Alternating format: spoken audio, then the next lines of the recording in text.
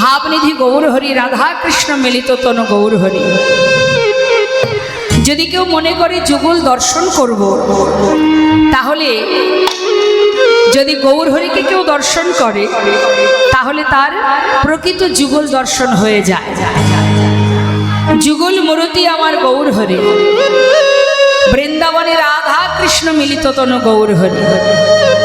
বৃন্দাবনে রাধা কৃষ্ণ একে অপরের পাশে দাঁড়ালে যে যুগল মূরতি হয়, আর নবদ্বীপের মাঝে গৌর সুন্দর, যার একই অঙ্গে দুই দেহ আছে, অর্থাৎ গৌরহরিকে দেখা মানেই আমাদের যুগল দর্শন হয়ে যায় মা।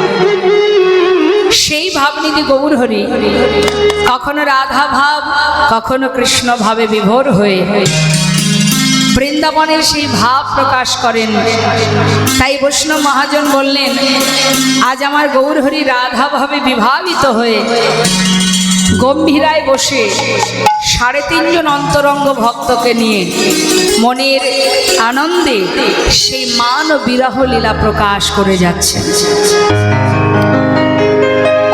জগতে যত ভক্ত আছে বহিরঙ্গ ভক্ত, আর মাত্র 3.5 জন হলেন অন্তরঙ্গ ভক্ত, যাদের সঙ্গে বসে প্রভু আমার রস আস্বাদন করেন। তা আজ তিনি সেই ভাব প্রকাশ করছেন। সেই 3.5 জন অন্তরঙ্গ ভক্ত বললেন, 3.5 জন কি করে হয়? হয় 4 জন হবে, নাই 3 জন হবে। সাড়ে আবার হয়, সাড়ে কোনো ভক্ত আছে? বললেন আছে। রায় রামানন্দ, স্বরূপ দামোদর, সিকি মাইতি, আর একজন হলো নারী। রাধে রাধে। একজন হলো নারী রমণী, তাকে অর্ধেক গণ্য করলেন, বললেন তিনি হলেন মাধবী। এই রায় রামানন্দ, স্বরূপ দামোদর, সিকি মাইতি আর মাধবী, মাধবী হলো নারী, তাই তিনি অর্ধেক গণ্য হলেন। এই 3.5 জন ভক্তকে নিয়ে ভাব প্রকাশ করছেন। কি বলছেন? আরে মরয়, আরে মরয় আমার শ্রী গৌরাঙ্গ চাঁদ, অখিল জীবের মন লোচন ভা। আরে মরু শ্রী গৌরঙ্গ চাঁদ, অখিল জীবের মনোলোচন হে ফাদ। বৈষ্ণব মহাজন বললেন, ফাদ পেতেছে গো, ফাদ পেতেছে গো, ফাদ পেতেছে গো, ফাদ পেতেছে গো, জীবের মন পাখি ধরবে বলে ফাদ পেতেছে, জীবের মন পাখি ধরবে বলে ফাদ পেতেছে গো। আহা ব্রজ ভাবে বিভোর হয়ে ফাদ পেতেছে গো, ব্রজ ভাবে বিভোর হয়ে ফাদ পেতেছে গো। ওই না রাধা ভাবে বিভোর হয়ে ফাদ পেতেছে গো, রাধা ভাবে বিভোর হয়ে ফাদ পেতেছে গো। ওই মন পাখি ধরবে বলে ফাদ পেতেছে গো, মন পাখি ধরবে বলে ফাদ পেতেছে গো। লোচন হি ফাদ, লোচন মানে নয়ন, নয়নের ফাদ। ফাদ পারা পাতে গো মা। হরে কৃষ্ণ মা, আমার দিকে ফাদ কারা পাতে? বেদেরা। আচ্ছা বাবা, বেদেরা ফাদ পাতে কেন? পাখি ধরবে বলে। তা আমার গৌর সুন্দর তিনি নবদ্বীপে ফাদ পেতেছে, তার মধ্যে কাকে ধরবে? জীবের মন পাখিকে ধরবে বলে। এই যে মন বাবা, এই মনটাই কিন্তু সব। মাথায় রাখবেন মা, এই মন কিন্তু আমার দেহটাকে চালনা করে। অর্থাৎ আমি যখনই ভাববো, মনে মনে ভাববো যে অমুক জায়গায় শাহাবাদ, এই জায়গাটির নাম যেন কি? শাহাবাদ। স্থানটির নাম কি? শাহাবাদ। বেশ, তাহলে শাহাবাদে রাধা গোবিন্দ মন্দিরের সামনে হরিবাসরে আমি লীলা কথা শুনতে যাব। এই যে মনে মনে আপনি ভাবলেন, যখনই ভাবলেন আপনার মনের সঙ্গে অর্থাৎ আত্মার সঙ্গে পরমাত্মার মিলন ঘটে গেল। না হলে একটা কথা মাথায় রাখবেন মা, কাউকে যদি পথের মাঝখানে 10 থেকে 20 মিনিট ওয়েট করতে বলা হয়, একটা ব্যক্তি 10 থেকে 20 মিনিট ওয়েট করবে, আপনি যাবেন, দুটো কথা আপনাকে শুনিয়ে দেবে। মানে 10 মিনিট বসে থাকার ধৈর্য কিন্তু মানুষের নেই, কিন্তু এই জায়গায় ঘন্টার পর ঘন্টা, দিনের পর দিন মানুষ বসে আছে। অগণিত ভক্ত সমাগমের মধ্যে, এই ভিড়ের মধ্যে, গরমের মধ্যে ঘন্টার পর ঘন্টা আপনারা যে বসে আছেন, আপনাদেরকে ফাঁদে জালে আটকে দিয়েছেন একজন, যার জন্য আপনারা বসে আছেন। আমার দ্বারা তো সম্ভব নয় আপনাদেরকে বসিয়ে রাখা। আমি কে? আপনি আমার জন্য তো বসে নেই। এখন যদি কীর্তন বাদ দিয়ে আমি আমার কথা বলি, আপনারা থাকবেন এখানে বসে? এক্ষুনি উঠে চলে যাবেন, বলবেন আমরা তোমার কথা শুনতে আসিনি মা, এসেছি কৃষ্ণ কথা শুনতে, তাই তো? তাহলে আপনাদেরকে এখানে বসিয়ে রেখেছে কে? অনাদি আদি গোবিন্দ, ভগবানের সেই অমৃত কথা, কৃষ্ণ কথা, যে নাম আপনারা শ্রবণ করছেন, শোনার জন্য বসে আছেন। আমাদের ইহজগতে প্রত্যেকটা মানুষের কম বেশি কারোর না কারোর একটু না একটু হলেও শারীরিক সমস্যা সবারই আছে, আর দেহ আছে মানেই থাকবে, এটা কোনো আশ্চর্যের বিষয় নয়। তাহলে মা, সব কিছুকে উপেক্ষা করে আপনারা বসে আছেন কেন বলুন তো? আপনাদের মধ্যে সেই ভক্তি আছে তাই, কৃষ্ণ প্রেম আছে তাই। বাবা, ভক্ত কোথায় পাবো আমরা? ভক্ত আলাদা করে খুঁজতে হয় না, মাথায় রাখবেন। ভক্ত কাকে বলে? শাস্ত্রে বললেন, যদি কেউ ফুটবল ক্রিকেট খেলা ভালোবাসে, যেখানে ক্রিকেট ফুটবল খেলা হয় মানুষ সেখানে চলে যায়। আবার যদি কেউ দেখবেন ওই ফাংশন যেসব জায়গায় হয়, হ্যাঁ, অর্কেস্ট্রার হয় যেখানে, সেখানে দেখবেন যারা এইগুলোকে ভালোবাসে তারা বাবা সেখানেই ছুটে যায়, সেখানে ভিড় করে। আর যারা হরিকে ভালোবাসে তারাই আসে হরিবাসরে। নিতাই গৌর হরি বল। হ্যালো, তাহলে সে 5 মিনিট থাকুক আর 5 ঘন্টা থাকুক, সেটা বড় কথা নয়। কার্যসূত্রে মানুষকে বিভিন্ন কাজে যেতে হয়, ঠিক আছে, কিন্তু যে নাস্তিক ব্যক্তি হবে, যার ভিতরে ভক্তির এতটুকু লেশ নেই মা, সে কিন্তু হরিবাসরে 5 মিনিট দাঁড়িয়ে থাকতে পারবে না, চলে যাবে। একমাত্র তারাই পারে যাদের মধ্যে শুদ্ধ ভক্তি আছে, কৃষ্ণ প্রেম আছে। না হলে কে থাকবে এখানে বসে? হ্যাঁ, তাহলে সেই যে ফাঁদ পেতেছেন আমার গোবিন্দ, অপূর্ব গৌরহরি, সেই ফাঁদ পেতে আপনাদেরকে সেই ফাঁদের জালে বেঁধে ফেলেছে মা, তাই তো আপনারা বসে আছেন। বৈষ্ণব মহাজন বললেন, দিয়া হাস্য সুধাচার অঙ্গ ছটায় আঠাতার, দিয়া হাস্য সুধাচার অঙ্গ ছটায় আঠাতার, আখি পাখি তাহাতে পড়িল, মনোমৃগ হেন কালে আসিয়া সেইখানে মেলে শূন্য দেহ পিঞ্জিরায় রহিল। তাই আমাদের ইন্দ্রকে পরিচালনা করে এই মন, আর মনকে পরিচালনা করি স্বয়ং আমি। আমি মানে এই দেহটা আমি নই, মন কিন্তু আমি নই। আমরা বলি না আমার মন, তাহলে এটা মনটা আমার, আমি কিন্তু মন নই, আমি আলাদা, আমি সাক্ষাৎ, আমি চেতনা, আমি ভগবানের অংশ, আমি ভগবানের অংশ। মনটা আলাদা, মনকে চালাই আমি, আর আমার দেহটাকে চালাই মন। আপনি যখনই ভাববেন, আপনি এখানে বসে আছেন, আপনার মন যদি বাড়িতে থাকে, এখানে 3 ঘন্টা ধরে যাই হয়ে যা, কিছুই আপনার কানে ঢুকবে না। তাই সবার আগে মনকে স্থির করতে হবে। তাই তো শাস্ত্রে বললেন, মন কি তরঙ্গ কো মার লো বস হো গয়া ভজন, মন কি তরঙ্গ কো। এটা আমার কথা নয়, রামভক্ত তুলসীদাস তিনি বলছেন, मन की तरंग को मार लो बस हो गया भजन। अर्थात मन की तरंग को मार लो। तरंग माने तरंग, तरंग माने चंचलता। নিজের মনের চঞ্চলতাকে মারলো, মেরে দাও, স্থির করো নিজের মনকে। যখনই নিজের মনকে স্থির করবে, শান্ত করবে, তখনই তুমি ভজনের পথ খুঁজে পাবে। চঞ্চল মনে কখনো ভজন হবে না। আর একটা কথা বললেন, আদত বুরি সুধার লো বস হো গায়া ভজন। আদত বুরি, বুরি মানে খারাপ। যত আছে খারাপ চিন্তা ভাবনা, নোংরা চিন্তা ভাবনা, খারাপ মানসিকতা, খারাপ মনোবৃত্তি, সেগুলোকে সুধারলো, শুধরে নাও, বাস হো গয়া ভজন। আর কি বললেন, আয়ে হো তুম কাহা সে और जाओगे कहाँ, इतना दिल विचार लो।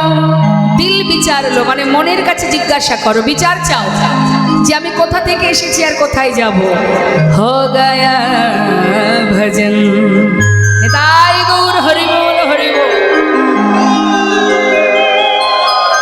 কয়েকটা কাজ আমাদের, মনকে স্থির করো, যত আছে নোংরা চিন্তা ভাবনা, খারাপ মনোবৃত্তি, সেগুলোকে মুছে ফেলো জীবন থেকে। আর একবার নিজের মনকে প্রশ্ন করো, আমি কি কে, আমার কেন মরে যারে তপত্রয়, ইহানা জানে জীবের কইছে হিত হয়। নিজেকে জিজ্ঞাসা করো, আমি কে, কোথা থেকে এসেছি, আমি যাব কোথায়, আমার পরিচয় কি। হরি বল, হরি বল। আর এটা জানার জন্য হরিবাসর, ভাগবত কথা, কৃষ্ণ কথা, লীলা কথা শ্রবণ। এই লীলা কথা ভগবান বারবার লীলার মাধ্যম দিয়ে জীবকে সঠিক পথের আলো দেখিয়েছে। হে জীব, স্মরণ করো, স্মরণ করলেই পথ খুঁজে পাবে। আপন আপন গুরুচরণ আশ্রয় করো। ভগবান সৎ গুরুচরণ আশ্রয় করে জগৎ জীবকে শিক্ষা দিয়েছে। জগতে কেউ তোমাকে তোমার নিজেরই ঠিকানা দেখাবে না, একমাত্র সদ্গুরু। গুরুদেবী তোমাকে সঠিক পথ দেখাবে, আর কেউ দেখাবে না গোমা। তুমি ধর্মের পথে এক পা বাড়াবে। ভগবান বললেন, কেউ যদি আমার দিকে এক পা বাড়ায়, আমি 100 পা তার দিকে এগিয়ে যাই। কেউ যদি এক পা বাড়ায়, একটুখানি যদি ডাকে, আমি সারা জীবন তার দাস হয়ে পড়ে থাকি। সারা জীবন ডাকতে লাগে না মা। ভালোবাসতে গেলে অন্তর থেকে ভালোবাসতে হয়। বাড়ি থেকে কোথাও যাওয়ার সময় 5 দিন ঘুরে যখন ফিরে আসি, যাওয়ার পথে ভগবান যেটা আমার ঘরের মধ্যে এক কোণে ভগবান আছে, তাকে আমরা বলে যাই, প্রভু তোমার সংসার তুমি দেখো, আমি চললাম, রক্ষা করো দয়াময়। 5 দিন পরে যখন ফিরে আসি বাবা, সবার জন্য কত কি নিয়ে আসি, আনন্দে মোহিত হয়ে যায় তারা। প্রত্যেকের জন্য কিছু না কিছু আনা হয়, কিন্তু যিনি ঘরের কোণে বসে 5 দিন ধরে তোমার ঘরকে রক্ষা করে গেল, তার জন্য তোমার মনে হলো না?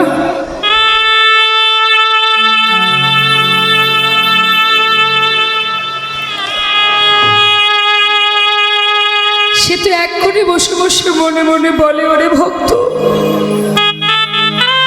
জানিস আমার তো কোনো কিছুরই অভাব নেই রে, তবু তুই যে আমার ভক্ত, তুই আমাকে যা দিবি আমি তাতেই খুশি। আমার কথা কি তোর একবারও মনে পড়েনি?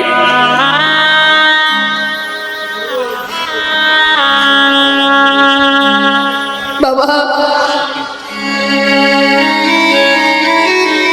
মনে রাখবেন, বাড়ির মালিক, বাড়িতে যদি 5 জন 10 জন সদস্য থাকে, 5-7 জন, বাড়ির মালিক সকলের ফরমাশে খাটতে খাটতে বাড়ি থেকে অর্ডার হয়ে যায়, এগুলো আনতে হবে। দেখবেন ছোট বাচ্চারা বলে, বাবা আমার জন্য খাবার নিয়ে আসবে, বলে না মা? তা বাড়ির মালিক সবার জন্য নিয়ে আসে। এমন একটা সময় হয়েছে কি মা, বাড়ির মালিক যিনি, বাবা যিনি, বাজারে গেছে, অনেক কিছুই নিয়ে এসেছে, বাচ্চার জন্য খাবারও এনেছে। মন দিয়ে শুনবেন কথাটা। এখন বাচ্চা বাবাকে দেখে বলছে, বাবা খাবার এনেছো? বাবা খুশি হয়ে 1 প্যাকেট বিস্কুট তার হাতে তুলে দিয়েছে। বাচ্চা মনের আনন্দে সেই বিস্কুটটা খাচ্ছে, বাবা এনে দিয়েছে।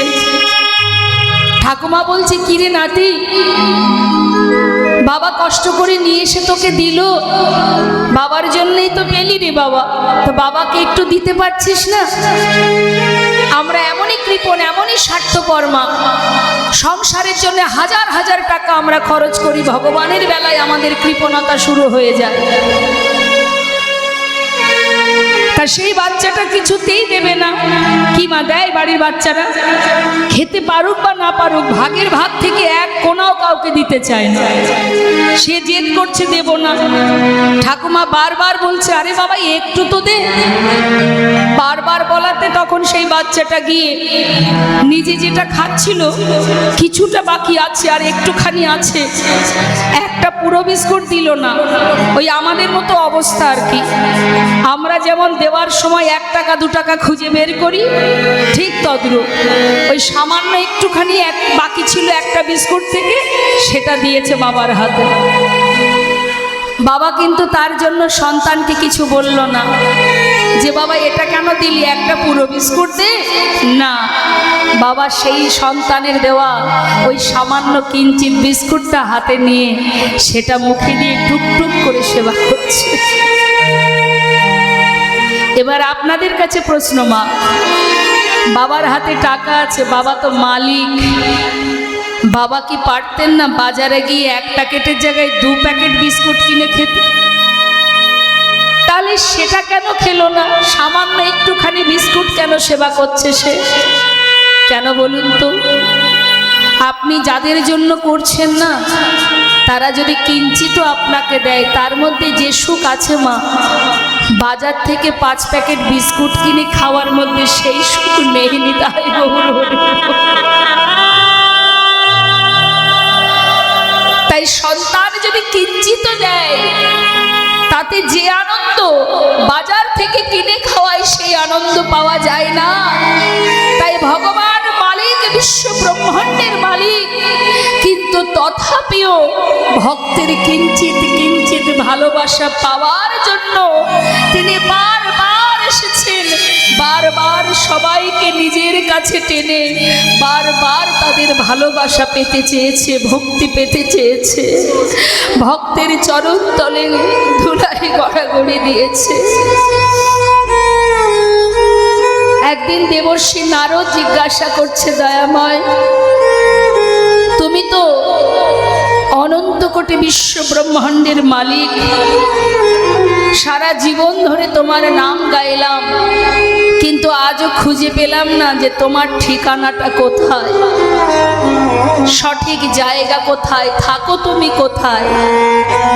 ভগবান বললেন, দেবর্ষি আমাকে নির্দিষ্ট কোনো জায়গায় যদি পেতে হয়, নাহং তিষ্ঠামি বৈকুণ্ঠে যোগিনাং হৃদয়নাথ মাদ ভক্ত যত্র গায়ন্তি তত্র তিষ্ঠামি হে নারদ। যেখানে আমার ভক্তরা আমার গুণকীর্তন করে, যেখানে অগণিত ভক্তগণ কৃষ্ণ কথা শ্রবণ করতে করতে নামে প্রেমে পাগল হয়ে একে অপরকে জড়িয়ে ধরে আলিঙ্গন করে, সেই অপবিত্র প্রেম ভক্তি ভালোবাসা দর্শন করে আমি আর দূরে থাকতে পারি না দেবর্ষি। আমি কি করি জানো? ভক্ত যখন আলিঙ্গন করে, আমি ওই যে 2 ভক্ত,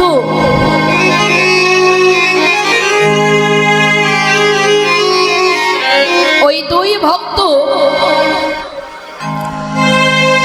যখন একে অপরকে ভাবের আবেশে, আপনারা যেমন মা কৃষ্ণ কথা শুনতে শুনতে নামে প্রেমে ডুবে যাচ্ছেন, ভগবানকে আলাদা কোথাও খুঁজতে হয় না। প্রভু নিজেই বললেন, যখন ভক্ত ভক্তে দেয় কুলা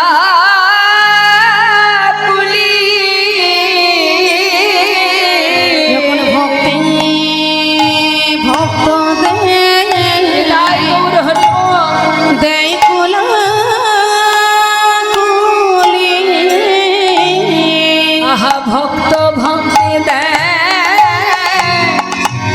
দেয় কুলা কুলি,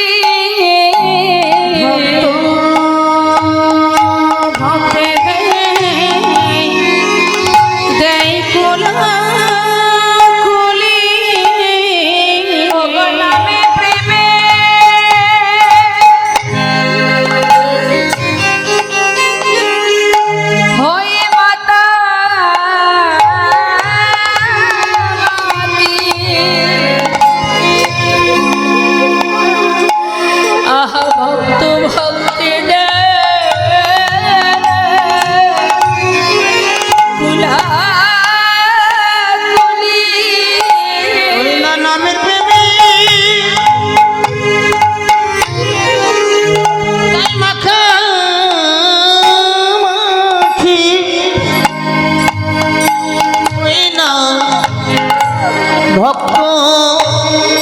ভক্তি দেয় কোলাকুলি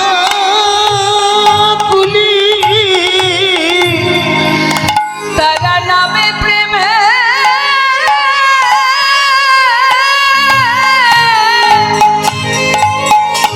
হয়ে মাতামাতি।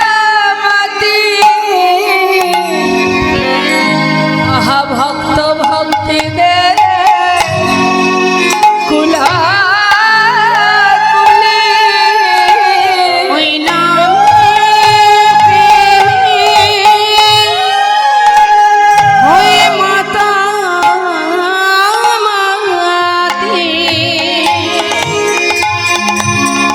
ভক্ত ভক্তেদের দেয় কোলাকুলি। বলি একবার মরে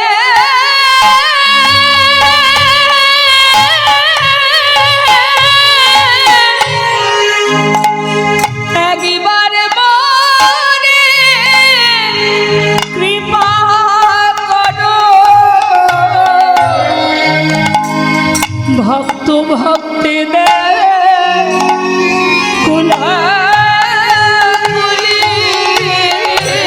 বলে একবার মোরে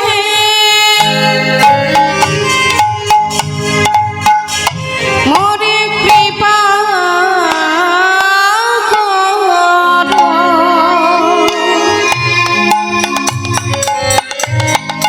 ভক্ত ভক্তেদের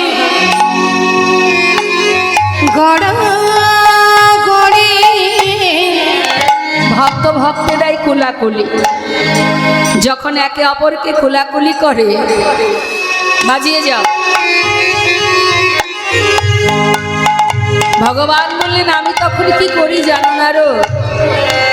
ভক্তরা ভাবের ভরে যখন একে অপরকে জড়িয়ে ধরে কাঁদে, হা কৃষ্ণ কৃপা করো বলে, আমি আর দূরে থাকতে পারি না দেবর্ষী। দুই ভক্ত একে অপরকে জড়িয়ে ধরার পর তাদের মাঝখানে যতটুকু ফাঁকা থাকে, আমি সেই ভক্ত মাঝে যাই গড়া গড়ি। আমি সেই ভক্ত মাঝে যাই যাই গড়া গড়ি। আমি ভক্ত ভক্ত মাঝে যাই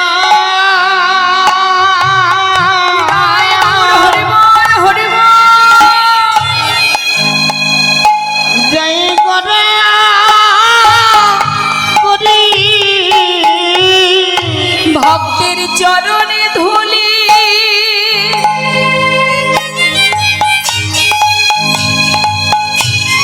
আমি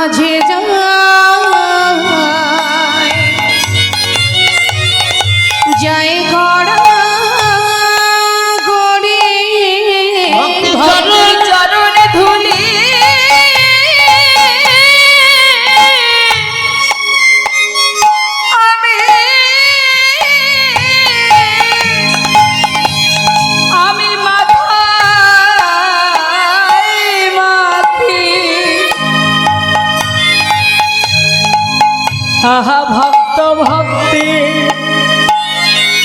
ভক্ত মাঝে যা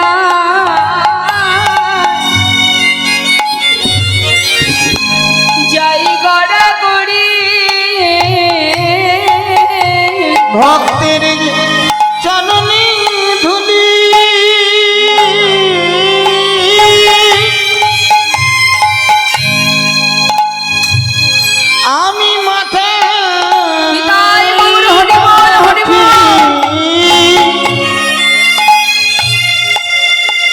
ভক্তের মাঝে যায় হরি বল। গড়াগড়ি। বলি আরে ভাগে আমার হয় কি না, আমি ভক্ত বড় ভালোবাসি, ভাগে হয় কি না আমি ভক্ত বড় ভালোবাসি। ভাগে হয় কি না চরণে ধুলি মাঝে যায় গড়াগড়ি, চরণ ধুলি আজকে মাখি। ভক্ত মাঝে যায় গড়াগড়ি, আমি ভক্ত মাঝে যাই গড়াগড়ি। ভক্তের চরণ ধুলি অঙ্গে মাখি। এ যুগে নয় যুগে যুগে ভক্ত চরণই আমার সার, ভক্ত চরণই আমার ঠিকানা। বললেন ভক্তই আমার মাতা পিতা, ভক্তই আমার গুরু, আদর করে নাম দিয়েছে আমার নামে বাঞ্ছা কল্পতরু। ভক্ত দিলে খায়, না দিলে উপবাসী যায়, ভক্তের হাতে প্রেমের ডুরি, ভক্ত আমাকে যেদিকে ঘোরায় আমি সেই দিকে তাই গৌর হরি বল হরি বল। হরি বল হরি বল। যিনি বিশ্ব ব্রহ্মাণ্ডের মালিক, তিনি ভক্তের জন্য অপেক্ষায় থাকে। তুমি যেমন দেবে, কিছুই না দিতে পারো, একটা তুলসী পাতাও তো দিতে পারবে। তাও যদি দিতে না পারো, তাহলে দুফোঁটা চোখের জল তো দিতে পারবে।